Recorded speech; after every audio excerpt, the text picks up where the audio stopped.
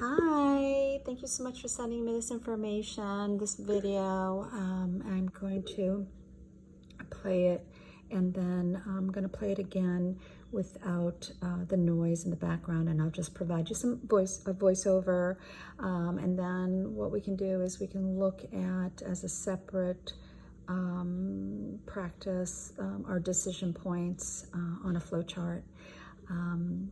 And so I just wanted to, again, remind us that Winnie is an adolescent. There are three important considerations during adolescence when different regions of the brain are growing at different rates. The prefrontal and the amygdala aren't talking very much or very well, so dogs are not able to make good decisions, process information, and make decisions, right? So you have the amygdala, which is responsible for fight or flight, is going to override the executive part of the brain. So they have a small prefrontal as it is, but it does work, and it will work better as she grows and as we continue to work her. So the second thing is dogs are at this stage, it's difficult for them to come back down to baseline and to settle. It takes 3 times as long as it did when they were young puppies. And the third thing is if something traumatic happens, it lays really hard, or it lays, it's remembered, it becomes really sticky. So it's a vulnerable stage in a dog's life. To boot, we know her history. There's neophobia, poor exposure to strange and novel things. Okay, so she's on medication. The medication she's on is excellent. The brain is plastic. We know it's malleable. You have her on an SSRI, which will help to, it's a mood modulator. It helps to modulate the neurotransmitters.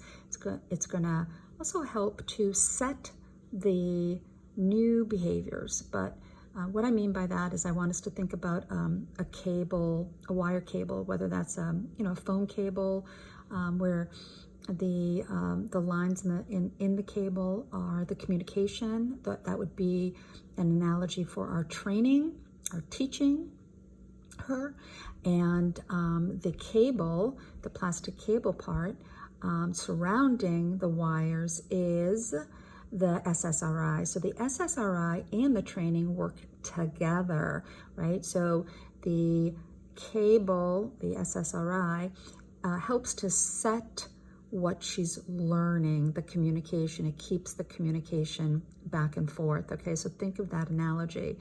This means that everyone in the family must adhere to the same communication structured communication, at least the same sequence, practicing it. We worked together back in August. I have a video footage where you were working on targeting and walk with me, right? Working her brain at the time she was not on medication. It is vital that we are all practicing using the same skills. It is vital for us to also set us up for success and be safe. We want to be safe.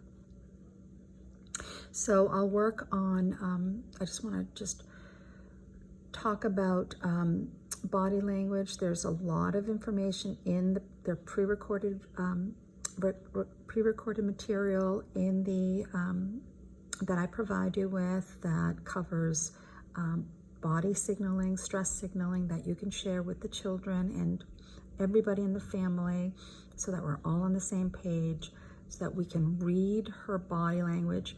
When we understand her body language, it helps us to be proactive so that we can manage her. Okay, so I'm just going to play this with the voice on.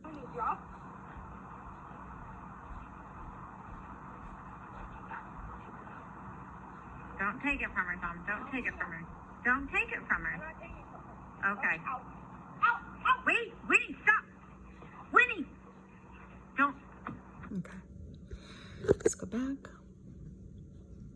Okay, I'm not able to see it very clearly, but I think clear enough. And so what we see here, I'm going to play it now, and I'll just speak over the video.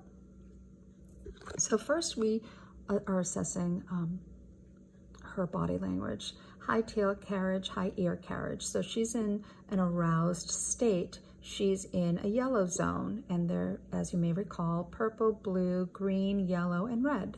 So emotionally, we all trigger stack, or you want to think about a bucket, right? A bucket of water that fills up. She is in a yellow zone, so she is excited, she's happy. How do I know that? Because what she's doing is she's weaving through his legs. There's 1, 2, and then back 3. And she actually drops the ball. It takes her a little while to drop the ball, but she does. So her expectations next are that we're going to pick up the ball and throw it. There's some frustration here, clearly, on both ends. So the first thing I would say is, what I see here is a dog and a boy. The dog really is having a great time, and clearly, to me, really is enjoying and loves the boy, because because she's touching him. She's doing what's called checking her mate, and dogs will do this in social play with other dogs. And so this is their way of playing together. So the first thing I would have done is I would have come out with two balls or 2 toys, and used 2 balls to play a drop it and a fetch game. So her tail and ear carriage is high. She's what we call eustress. She's happy. And the thing about being in the yellow zone is it can quickly percolate up to the red zone, where she's not able to process information because she's excited. So when we're excited happy or excited fearful, we're not able to process information, okay? Yes, she's on medication, but we're not using, I don't see any other, we're not really working her. We're not completing the sequence. We're not moving to other cues or other asks, which is something, again, separately we can work on. We can work on our foundation skills. All of us in the family could use the same cue, mark, reward. She looks, you mark reward. You ask for a behavior, you mark reward. Inside, outside of the house, anytime she's awake, we all use the same sequence. Here, as she's getting excited, she's not able to comply at the beginning, right? We could have bounced a ball, right? Bounce a ball to get her to redirect her attention. So when we're outside, bouncing another ball, redirecting her attention, because again, she's not able to process the drop it. But when she finally does, what she does, when she comes back, she's got it in her mouth, and then she drops it, and she looks down, right? She expects, and she's looking at it, she expects us to pick it up, right?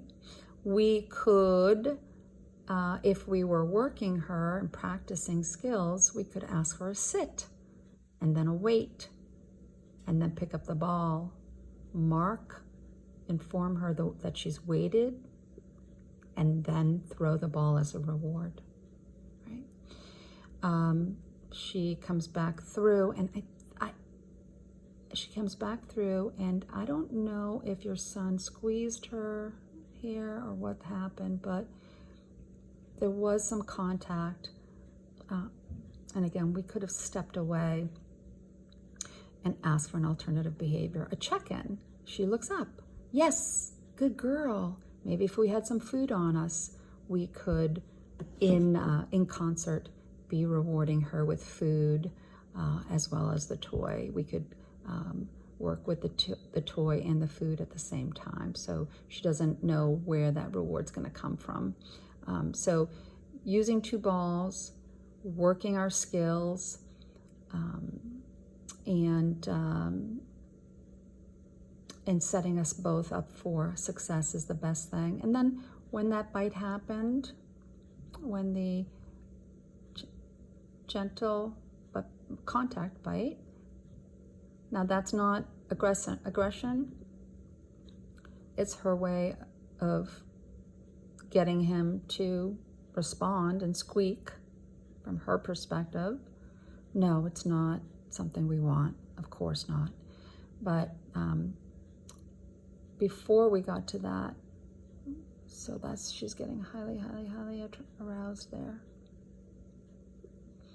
We want to intercept her arousal from percolating. That's why we want to motivate her to think or be distracted by a bouncing ball. So separately, outside of this, we can work on attention games. We can work on pattern games. We can work on prompting attention, unprompted attention, targeting, to move her emotionally, to decompress her aroused state, right? Because you can't think and be emotional at the same time. Okay? So we want to be proactive about this, and that would mean planning ahead. Also, let's look at a flow chart to see where we could have intercepted to reduce the arousal. And I would say that everybody in the family needs to be using the same communicative gestures, the communicative training, instructions, complete our sequences, and become a little bit more comfortable with that. The more we are all practicing, then it manages her expectations, and it is also helping to really solidify her learning while she's on medication, particularly. We could have, at the end, when she starts to bite, is to time out by leaving her. But we want to try to avoid getting to that point, right? So asking her to do something else, even at this juncture, right? If we ask her to drop it and she doesn't comply, ask for a target while she's still not highly aroused, right? We can try to intercept early on. So rather than allowing her to weave through us, we step away, and we could bounce a ball or ask her to do something else, target, right? To get her to redirect and to be thinking and intercept that aroused state. That's our objective. Once it gets to a point where she's highly aroused, she's frustrated, you're not picking up the ball, she then squeak. That's what happened. You're not picking up the ball. I want to play. That is unwanted. We would time out by leaving her outside, going inside. But again, in all fairness to her, we need to be clear, have structured games, speak with her using the same structured cues. Ask for a behavior, instruct her to do something. When she does it, you mark it, and then reward her after. Reward her with whatever is rewarding to her at that time, which is going to change. It might be food one time, it might be attention one time, it might be a toy one time, it might be smelling. So food is always going to trump everything. Capture good behaviors. If she does something you like, we're going to capture it. Yes, good girl, right? She comes over to you, sits. Rather than just touch her, say yes, and then touch her. Even that small That small gesture of breaking that down is going to help her to manage her expectations of what you're going to do next, right? And then targeting is the other skill that we want to work on. And structured play is definitely something we want to work on. Drop it, but having the right tools with us, right, to help her, shift her if we need to. All right, I hope that was helpful. And let's look at this with a flow chart next.